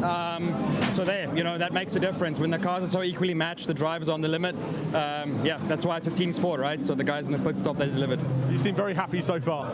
I'm stoked with that, because I think that's just what makes WRT what it is. You know, it's special to see the team operating at such a high level. It's not just about pure speed on the racetrack. Sometimes it's a team effort, as I said. Thanks, Kelvin. Cheers. Thank you, guys. Thank you. In sector 1 of this lap alone, 4/10 quicker is the BMW than the Mercedes, so it's looking very good for the BMW team. So this is the drop. Listen, no engine, no engine, no engine, go. And the driver has an automatic start. So it's not the driver's fault, it's just the nature of the car. Whereas the BMW ahead, bang, gone. Just to put some perspective, yes, there was 3 seconds different in this pit stop, but that 2C's car was still the 10th quickest pit stop out of everyone. Yeah. So it wasn't that was slow. It was WRT with the fastest out of everyone on the 32. The 3 cars pit stop was quicker than the 46 WRT's pit stop. So it wasn't bad. It was just this car's was phenomenal. But what has also happened is this BMW has been able to get switched on again on this new set of tyres better than the Mercedes, because look at the gap now. That is way greater than it was when the cars were going down the pit lane. So the margin between Wirtz and Hunkadea is now 4 seconds, and it was about 4 lengths when they dropped down and left the pit lane. So Charles Wirtz has been able to push on much more readily. However, new fastest lap of the race to Lucas Auer, who is in 4th 4th place. And Jules Gounon then, after that great first stint, a bit frustrated, no doubt, that the car's only second. Yes, I thought I would join Jules on the floor because he is visibly exhausted, and understandably. Jules, you lost the lead in the pits there. Yeah, I mean, it's really hot in the car. We don't have an AC in our car. I think when I see Kelvin looking a bit fresher, they definitely have an AC in the BMW, but our car felt great. The guys did a very good pit stop, but fair play to WRT, they did a monster pit stop. 1:05 pit time is really, really fast. It's our first year with the car, first year for the boys in sprint. I'm really proud of them. Again, they worked so late last night. We can only thank them. Yeah, my hair must be very nice now. But no, I'm happy. Now let's hope we can continue like this, and a podium would be fantastic. Do you think you can get the job done on track and overtake for the lead? Last lap from Charles was 33.6, for us 34.2, so it looks difficult for us, I think, to catch, but once again, we're going to try to do a good race. I have full faith on Danny. I love being his teammate. We know each other since 10 years now, and it was a fantastic weekend, so thanks for the team for having me. Thanks for chatting with us, Jules. You can relax now. Thank you. Ferrari stationary over at turn 8. Look, yellow flag zone. Mark of a pro, that from Jules Gounon. Yes, the mechanics weren't as quick as the WRT, but he's found every positive in there, praising them for their efforts, making the point. First season for them as a Verstappen team running that car. 2Cs does know about Mercedes from British GT, but finding the positives rather than throwing the mechanics under the bus. Now, that is the Lapalainen and Cairoli Ferrari that has ground to a halt. Race control perhaps giving it half a minute or so to see whether it can power back up, but otherwise we could be heading for a full course yellow here. Yeah, there's no power, isn't it? The only way they're going to do that out of safety is get the car to rolly backwards out of there. Some gradient maybe can help him, but it seems like he's trying to power cycle it. And yeah, like I said, 2Cs didn't do a bad job. It was a good pit stop. They're 10th out of everyone. Yeah. Attention all teams, full course yellow in 20 seconds. As predicted, full course yellow is on the cards. The voice of Niels Vitic, the race director, is what you can hear. And the 20-second mark, then a 10-second count. And very shortly, everybody will slow to that delta speed because full course yellow is coming. 3, 2, 1, full course yellow, full course yellow. And it's all delivered, as ever, with authority, but calm, isn't it? So no panic, but we're going full course yellow. The teams get the countdown. The car's all slow, and maybe this can just be a full course yellow rather than needing to go safety car, because if they can quickly get a recovery vehicle to that, there it is, and hoik it out of the way, it shouldn't take long. So this will be monitored carefully by race control. Yeah, it's quite usual now, isn't it, where the car has no power but still rolls. Gone are the days where you get a total gearbox failure and the whole drivetrain is locked. But this will be a worry for the 32 if it does go to safety car. What are they going to be able to do? They were pulling away from Juncker. The only thing I was going to offer you before we had this is Juncker just managing the pace. If I can't catch him under the green, am I better to keep my track limits? Am I better to keep my tyres in a good state in case there were a safety car? While it seemed like Wirtz was max attack to build the gap. That was my only hope for a chance of the change of lead. Number 14 Ferrari has triggered this full course yellow. We're understanding from the pit lane it's either gearbox or clutch that has caused the car to stop. So that is being retrieved very swiftly. Good work by the intervention crew there to tow that Ferrari behind the orange tyre stack. That means there's a gap. So if you see anything orange, that's the indication for drivers to aim for it, because there's a gap the other side, get the car to safety. And that means the track is pretty much clear, so we might be able to go back to green. Attention all teams, full course yellow ending on short notice. And there you go, no safety car needed. So a full course yellow period only. 4, 3, 2, 1. Green flag, green flag. Green flag wave, then we're back racing. This is where you see who's better on their toes. Doesn't matter whether you're at the timing line or not. You just go when you hear green. Yeah, it can be difficult if you're in the middle of the corner, because suddenly you've never done that before. So you have to just kind of go with a bit of guesswork as the McLaren all up on the curb. McLaren doesn't ride the curb as well as the BMW. We were talking about that earlier. McLaren much, much stiffer. You can see how much it unsettles the car every time James Kell is hitting that curb. He's dropped back as well. That car was second in goal. It's now fourth. And the one that's come into the mix is Tom Fleming, who's taken over from Louis Pret in the Garage 59, number 58 entry. And he's up to second, but it's still the Pereira Arca Audi ahead. Dylan Pereira now behind the wheel of that car with 19 minutes to go. That is all as the cars go down towards turn 8. Wirtz to Hunkadea is now 10 seconds. That, I think, is because of where the full course yellow was activated relative to Danny's track position. But even so, Charles Weerts now looks impregnable. And to do the double, that's quite something. It really is, isn't it? And no mean feat. And it looked like Gounon had the pace, didn't he? But Junqueira, maybe they didn't have another set of new tyres for him, so he's had to go on some scrubbed. And this is always a hard bit in motorsport. As a driver, you're always worried about where your pace is at, but there's so many external influences that sometimes you have to look at the bigger picture. But the bigger picture at the moment for our race leader is this looking very comfortable for them. So there's number 32 then, Charles Weerts, now at the wheel of the car, having taken over from Kelvin van der Linde, and he's about to seemingly become the most winning driver in the GT World Challenge Europe Sprint Cup. He yesterday equalled Dries van Thor's record of 19, but it could be 20, couldn't it, within the next 20 minutes for Charles Weerts to put himself into the record books as the most successful driver in terms of race wins. He's also, of course, been a regular champion in sprint, as well as overall, as well as IGTC, and the gap now coming back down to 3.6 seconds now that we're back under green flags over Danny Junqueira. So the Mercedes looking a little bit more encouraging, but let's see. As in third place is Valentino Rossi's BMW. That's quite a long way back in turn. Lucas Auer is fourth, Thierry Vermeulen's Ferrari fifth, Thomas Neubauer's Ferrari sixth, Dean McDonald's McLaren up into seventh place now, so that has made good progress in the second stint. Eighth is Dylan Pereira to lead gold, 12th is Anthony Bartone to lead silver, and your leading bronze is Marvin Deans for Winward. Yeah, it's been a good race, hasn't it, for Winward in that Mercedes. We go on board with Junqueira. We've had a lot of Gounon on board. Just interesting to see how the car looks for Junqueira. A tiny bit of understeer. You can see how much steering lock he was having to put into the car to get that car there as we go to our gold class leader, the 99 of Dylan Pereira. And you can see how we stand in the top five in each of the categories, with Pereira from Fleming, Gachet, then Kelv and Spinelli in gold. Silver is Bartone from Guillaume Oliveira.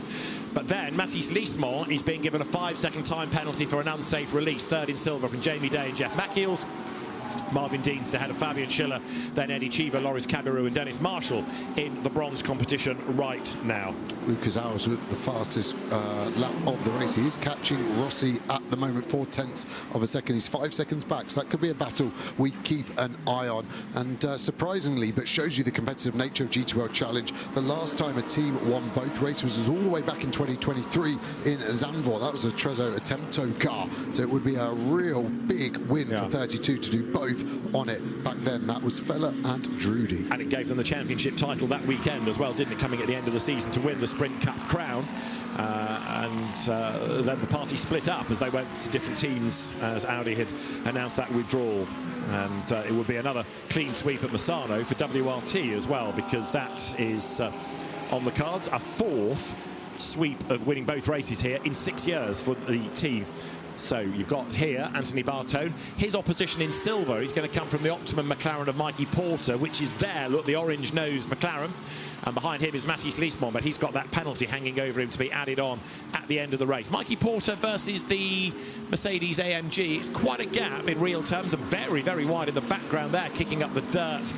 One of the BMWs, I think. I think it's Oliveira, isn't it? Because Porter did quali this morning, so although the timing screen says Porter, I think the timing screen could be wrong, and it's actually the Portuguese of Oliveira catching at the moment the Bartone car in front in the silver class.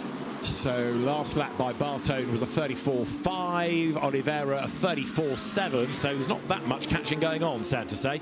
However, if Bartone gets caught up in a bit of traffic, it might change. That's your bronze leader, Marvin Dienst, now having taken over from Renat Salikov, the former German F4 champion. Marvin Dienst comes up towards the hairpin. Ahead of him is Luca Engschler, trying to rebuild that car's race.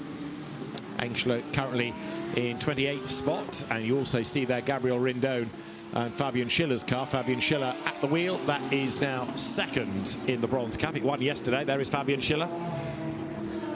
The pseudo cigarette livery that he has on the car. And third in bronze, Eddie Cheever in the Ziggo Sport Tempesta Porsche there, coming onto the pit straight. Yeah, the bronze cars not as close as they were at yesterday's race. I think Cheever's found the headlight flasher there, and we go on border and now the dynamic Porsche in front of him. He feels relatively aggrieved as holding him up. Maybe getting in the dirty air now through three. The car will wash out wide, unable to keep the car full gas through there. You've got to be careful of track limits as well on the exit. Now into 4 and 5. Make this corner into a V shape, so you brake straight on the way in, accelerate straight on the way out. Full gas, lummox the curb on the inside. Big smash over there. Now we go down the straight. Quick chance to relax your grip and get your breath before you smash the brakes. At the 100-meter board into turn 8, opening the corner up and then getting into the 180-degree hairpin, and getting in there is the 31 car, trying to get over the back of the Aston Martin, try and get the run on them.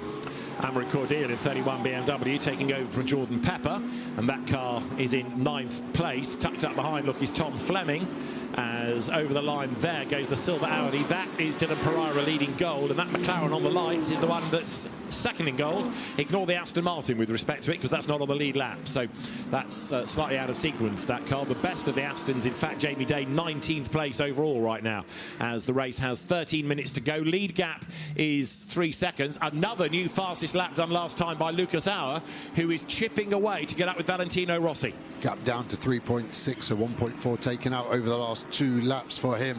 Fleming looking in the mood to try and get past Cordial and try and do something about the Audi leading that gold class. Fleming has been in a good run of form, hasn't he? Super fast at Spa, and I know manufacturers starting to look at him. Matt Griffin manages the young Brit in Fleming, and I know they're going to be some hot property over the next few years.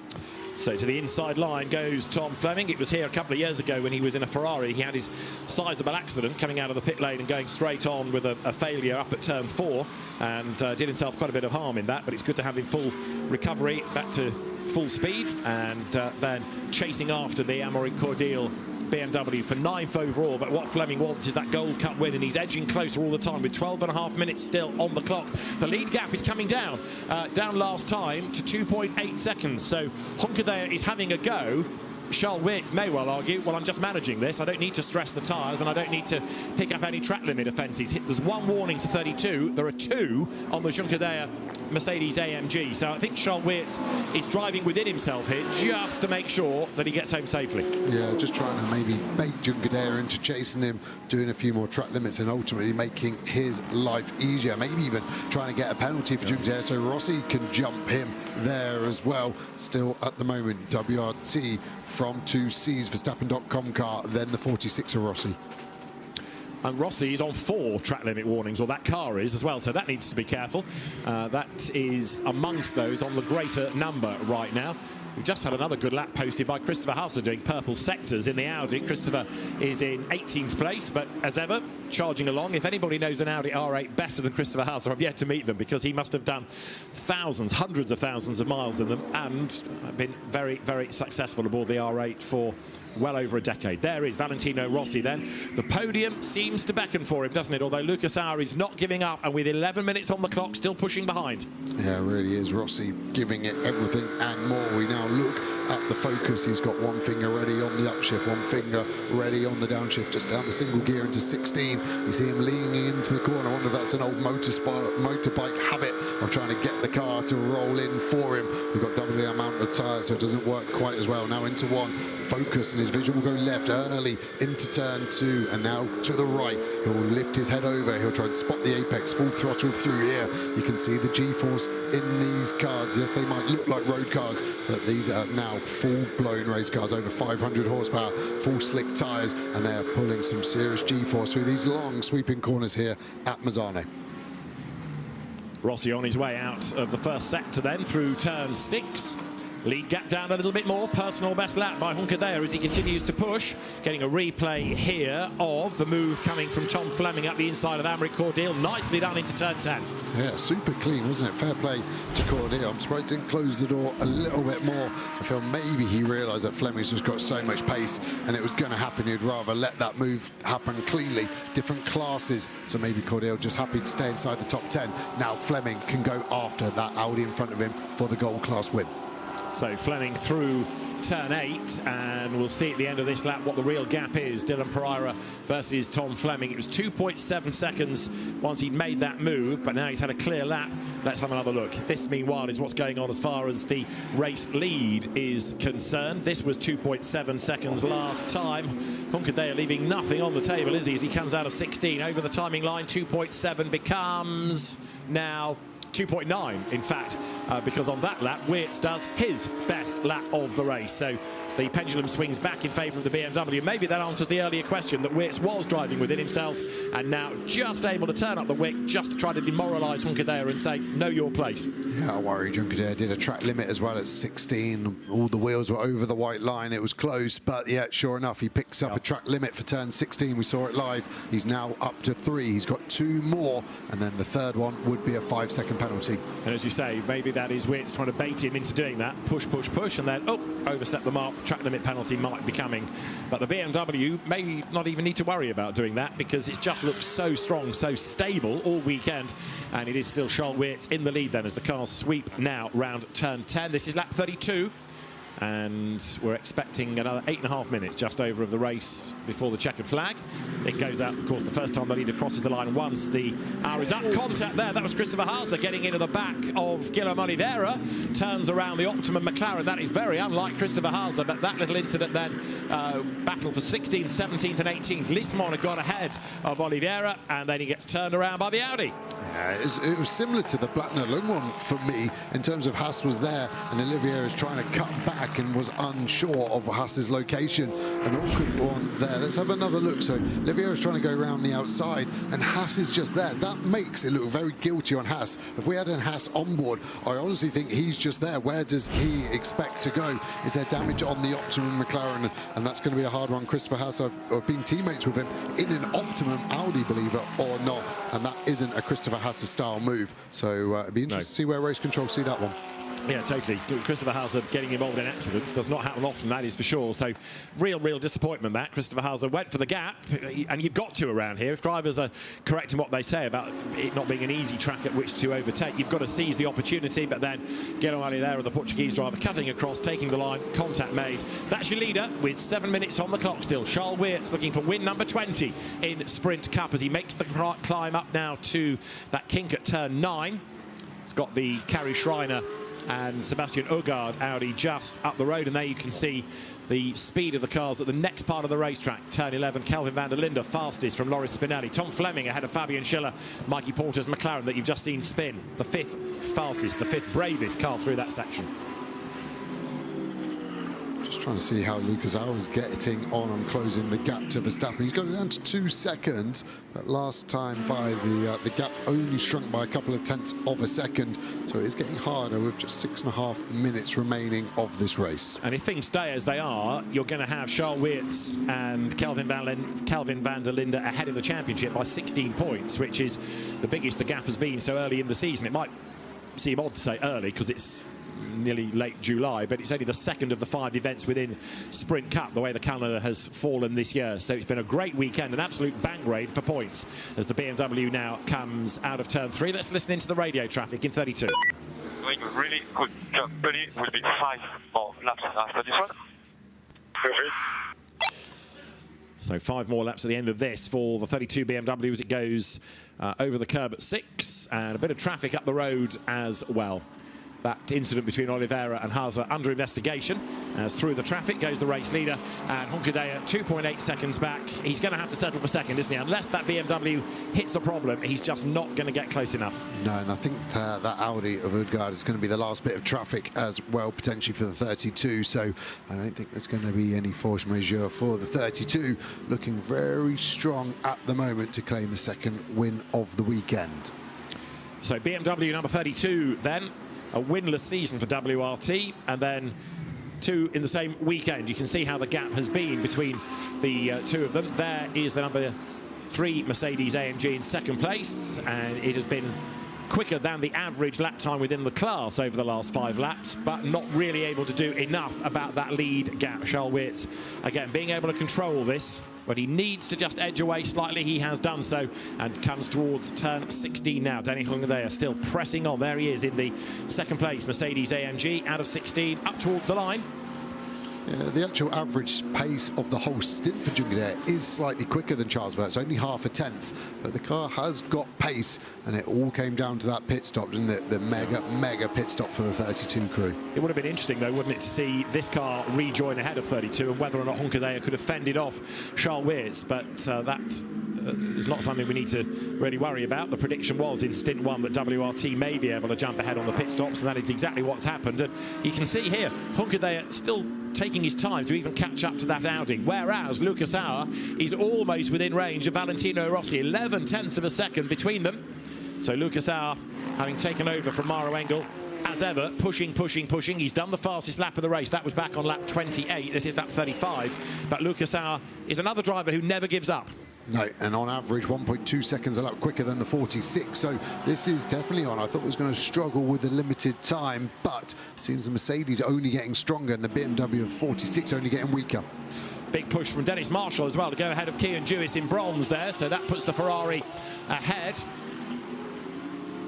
They're battling at the moment for 5th and 6th in class, and Dennis Marshall was ahead. Kian Jewis got back ahead of him, and Marshall has stabilised it. And then a massive dive up the inside by Kian Jewis. Does he make the corner? He does. Fabulous. Great effort that by Kian Jewis.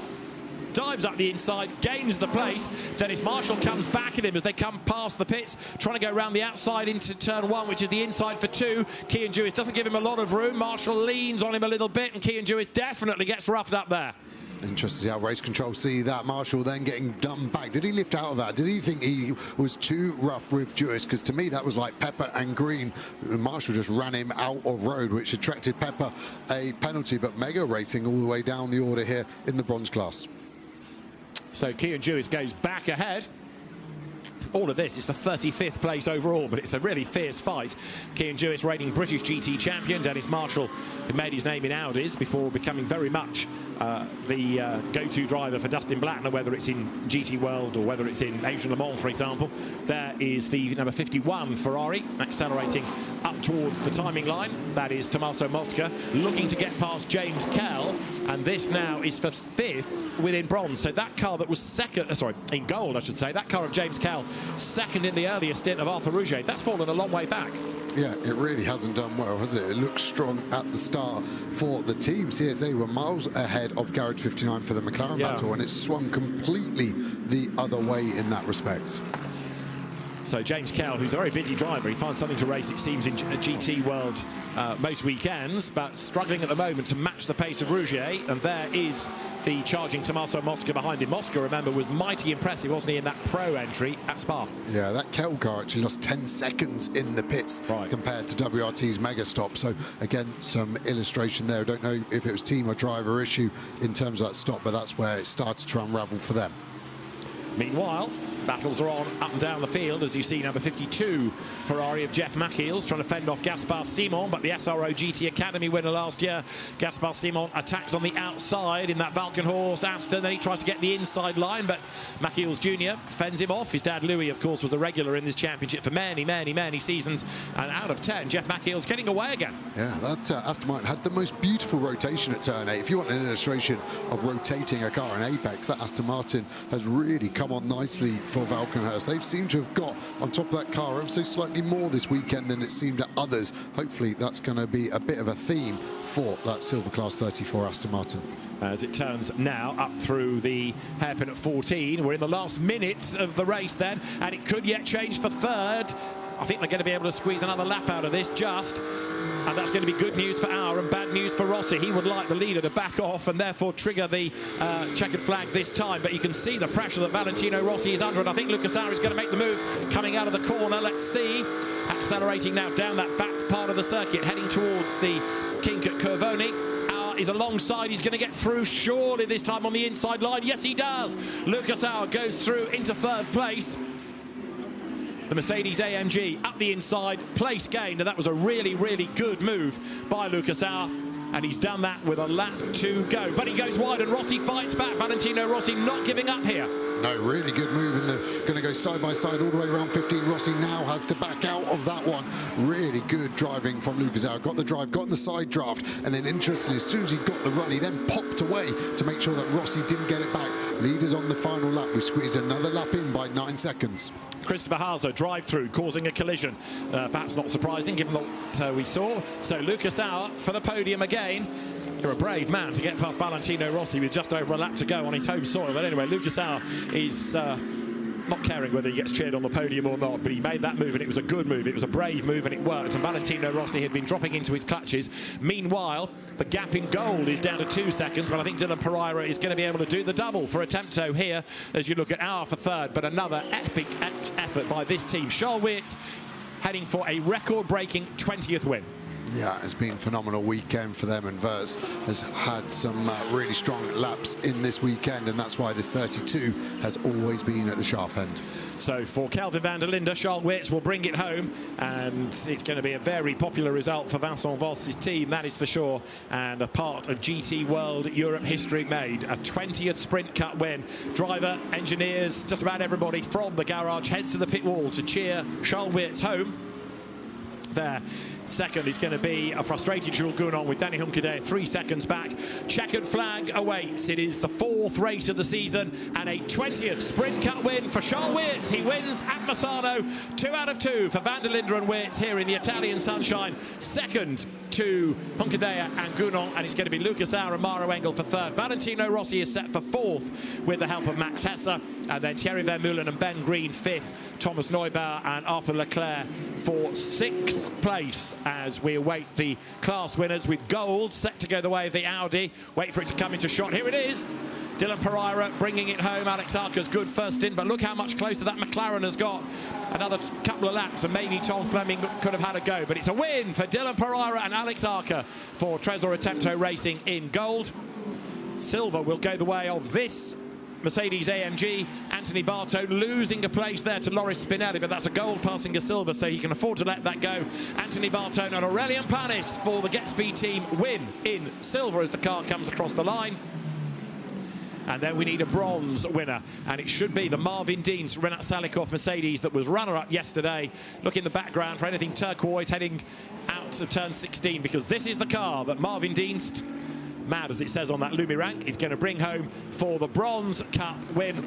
Marvin Dienst and Renat Salikov are bronze winners. That comes across the line to end another fabulous race. Vincent Voss embraces Kelvin van der Linde. For Team WRT, another victory. So the numbers of wins at Misano just keeps on going up, whether it's these cars or the Audis. There's not much you can do to stop WRT around here. But what a weekend. To win 2 out of 2 in Sprint Cup is quite something. Let's have a listen in. Yes, mate, perfect weekend. Good job, buddy. Good job. Mega drive. And pick up on the lap is a lot of pick up. Yes, guys! Thanks a lot to the boys. Was an amazing pit stop. Great execution, great job. Thanks a lot, guys. So very happy Charles Weerts thanking the team, and there, delighted Kelvin van der Linde congratulating the engineers and passing on his thanks for a car that just delivered every time it hit the track. Yeah, really, really good. I'd love to know how long they were stationary for. I think it's going to be down at 17, 18 seconds to get that car serviced and out, which is phenomenally quick. Practice goes in back at base WRT with a huge new headquarters opened last year as Rossi. Getting a closer look at his adjourning fans. Fantastic stuff. Valentino Rossi frustrated to have dropped off the podium, but saying thanks to all of the thousands of people that have come to cheer him on. So let's have a look as you see the Rossi faithful having a look at, this is the pit stop for 32. So start the clock. Just started it in my head. Let's see how high I can count. Driver change going on. 5 sets of belts need to be done, a window net, a radio. You can see as well they're using a cool thing. That driver change already done. And we're now at 15, 16, 17, I make that 17.5 seconds. How quickly the mechanics reacted. It shows you how well they knew that went. But as soon as the car was gone, they were cheering. They didn't need to know anything. I have that down at 17.5 seconds. And it's like a ballet, isn't it? The way that it's so well orchestrated. There's no suggestion of the mechanics bumping into one another. The wheel is off, the mechanic turns around and puts it down, leaving the space for the other mechanic to bring the new wheel, do it again on the next corner.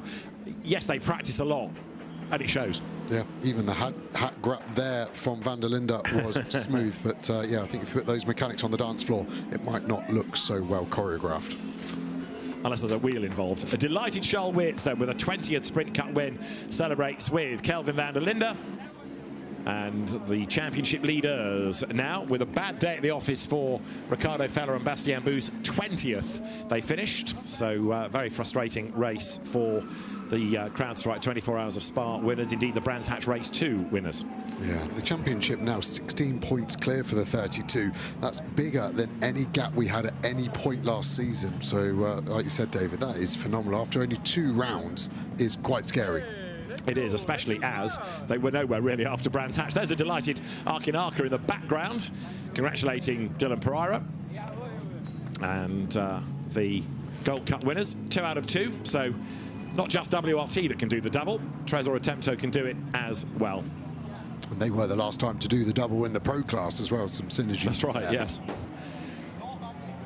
For silver, Get Speed today, and bronze, Winwood. Let's get down to the pit lane because there are lots of happy drivers. And we'll start, I think, with Charles Wirtz and Kelvin van der Linde, race winners by just under 3 seconds. They've done the double at Misano. Well, a fantastic race from you both. Double win here at Misano. Charles, when I spoke to you yesterday after your first win, you said it was a long wait between Sprint Cup win number 18 and 19, when it's been less than 24 hours for you to get your 20th. Congratulations. Thanks a lot. I think we should also congrats Kelvin for his amazing qualifying, obviously starting on the front row. It's really helping us. Then the team, because yeah, we were second on track, and then they did an amazing job to be able to jump this Mercedes, which was also very strong. It looked like on track. And yeah, then I just had a pretty easy way. I just had to make sure I was not making any mistakes. But yeah, obviously we knew the Mercedes was also really strong, and it was important to score good points for the championship, which we did. So yeah, really happy. So yeah, thanks to everyone. Kelvin, it was a faultless race from you and your team. It was that pit stop that really made the difference and got you that lead. How proud of you are of your team? We're really proud, and I think that's just what motorsport is a team effort. And when we can't win on track necessarily or overtake on track, we know we've got a team in the pit lane that can do that for us, as they've done so often in the past. Last year, that was the key to our championship, and they've done it again. And also just a shout out to Charles. I mean, 20 wins in one championship. At his age, I think it's pretty impressive, so he can have a good night tonight. Yes, and you are now 16 points clear at the top of the standings for the Sprint Cup, so congratulations. Sounds Enjoy great. that. And the next stop, Manicure, in 2 weeks' time. And that's another circuit at which the BMWs of WRT tend to be competitive, let's phrase it that way. Charles Wirtz and Kelvin van der Linde then are our race winners. And in gold, another win for Dylan Pereira and Alex Arca. Let's hear from the next double winners. Coming to Misano, you're leaving with 2 wins. I don't think you can go any better than that, can it? No, really happy. Like I said yesterday, yeah, we're coming here without any finish of a race. So, yeah, so now coming back here after this weekend being a 2-time zone win, I think, yeah, the team deserved it. They did a good job. They always prepared the car really nice. We were always there on pace, but unfortunately luck wasn't on our side. This time everything came together, and yeah, we could prove our pace, and yeah, we won 2 times, and I think we are back in the championship. You certainly are. You're having a big debrief as well at the end of this one, talking it all through. Where was this one won for you? What was the key to success this weekend? I think, you know, a lot of races are won just in the box, in the pits, and I think this one was it. We won it as a team. We lost as a team before, and I think yeah, I actually like the ratio that we have. Either we don't finish at all or we win. So let's just finish all races and win from now on.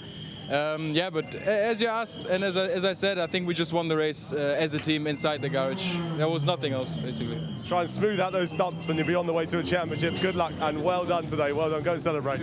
Thank you. Thank you. Dylan Pereira, the Porsche Super Cup champion a few years back. Alex Arca, overall silver champion back in 2023, and making a good combination in gold. Excellent job done as the Audi takes the victory. Let's get to silver. Anthony Bartone and Aurelien Panis coming out on top there. What a solid weekend you are both having. Podium yesterday, class pole and a class win today. This has got to feel good. Yeah, this is what you dream of. This is what you work so hard for every year, every weekend, every test. It's a product like this. So we did the easy part, just getting to do the fun part, driving around.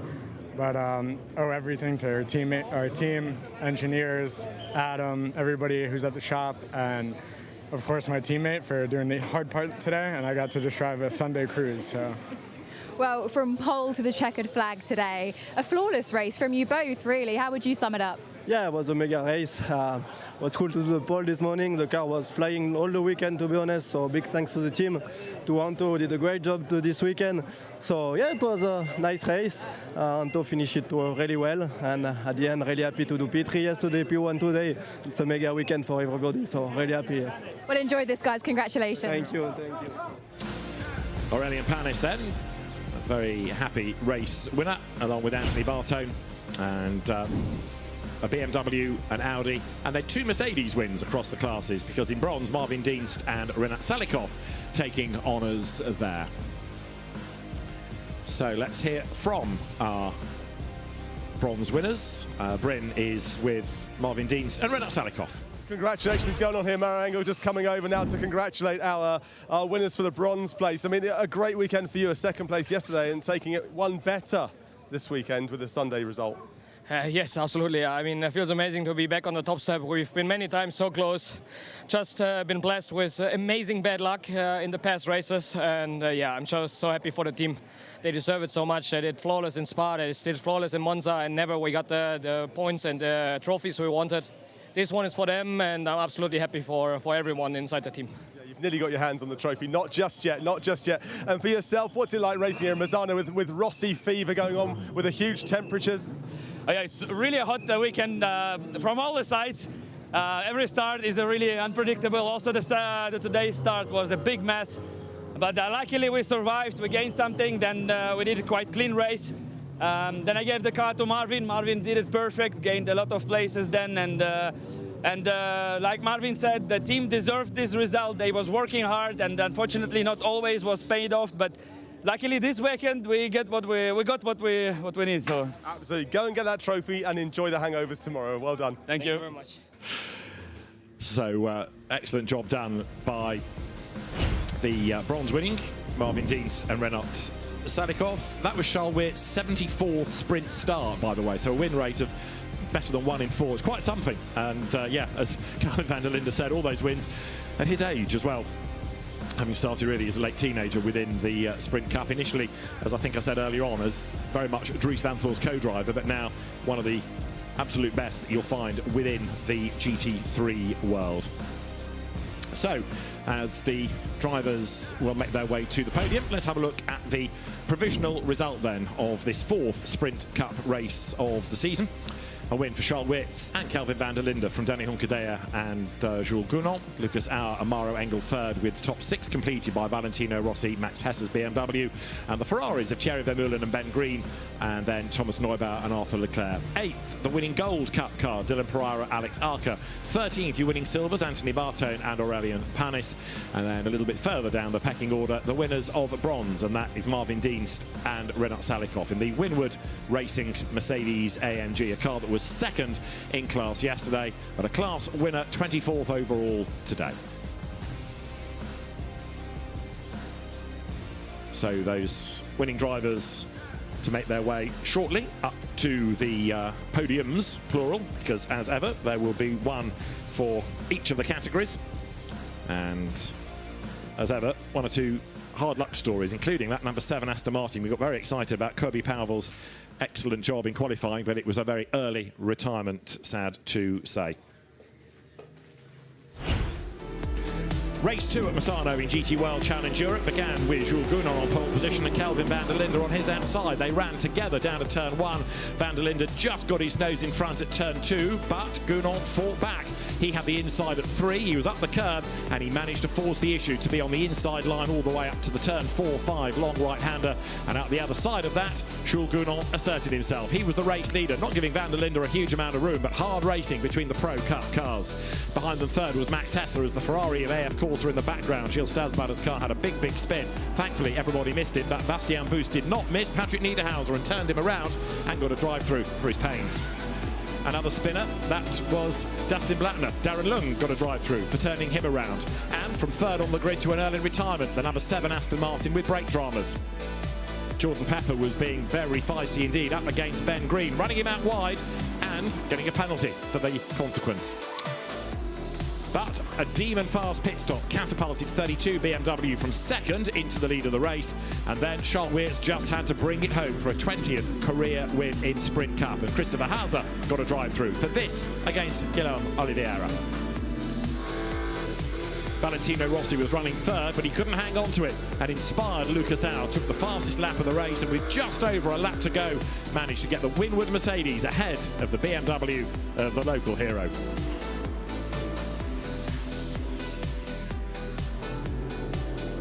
So, a race win for WRT, 2 out of 2 at Misano for Kelvin van der Linde and Charles Weerts, the new championship leaders.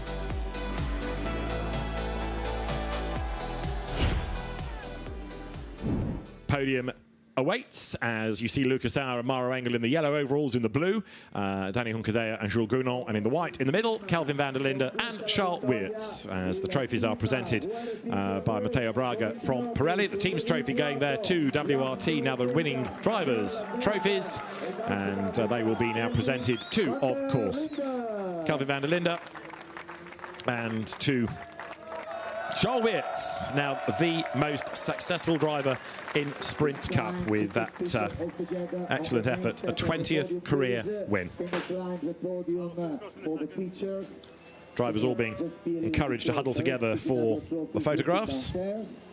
And once that is done, then the champagne can be liberally sprayed. So, 2 wins and the championship lead. Not a bad weekend's work, is it, for Charles Weerts and Kelvin van der Linde for Team WRT.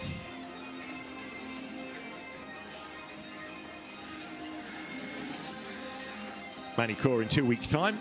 And then we have Zandvoort and then Barcelona as the other venues for Sprint Cup this season. So plenty more good racing to look forward to. And Manicure, next time out, always delivers action.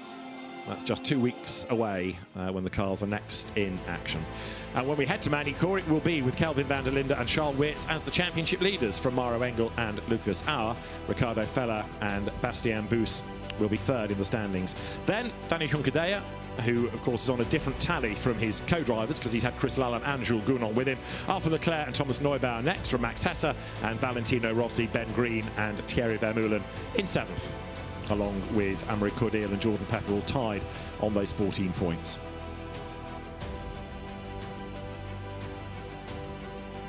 So Misano takes a big deep breath after frantic GT racing, and there's still more action for the fans here to enjoy with single-seater racing, and then also McLaren Trophy Europe. McLaren's of course a feature of GT3 and GT4 grids, but it is going to be an Audi combination that picks up honours in the Gold Cup, which is to where we go next, and the third-placed team will be there.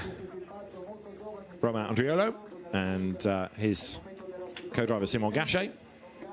Second place to Tom Fleming, who really did push hard in that second stint, and Louis Pret, there is Louis.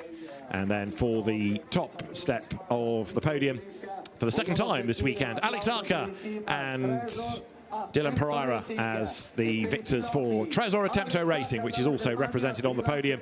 And after a tough start to the season at Brands Hatch, 2 wins here, certainly giving them a good chance in the Gold Cup as far as the championship is concerned.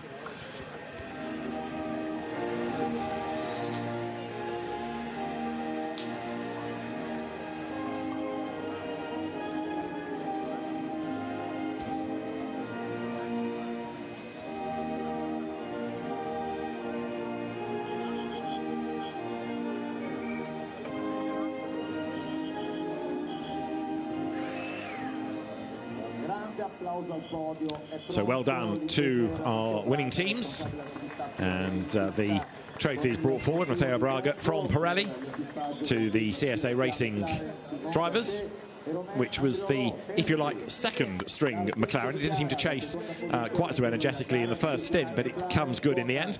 But overhauled by Garage 59's Louis Pret and Tom Fleming, who get their trophies for second. And Tom Fleming continuing to exercise those demons of Misano from his accident here a couple of years or so ago. And then the team's trophy going to Trésor Attempto Racing, Arkin Arca's enthusiastic band taking a second victory of the weekend. And the winners' trophies will go to Alex Arca and to Dylan Pereira, the Audi drivers then having had that second victory of the weekend.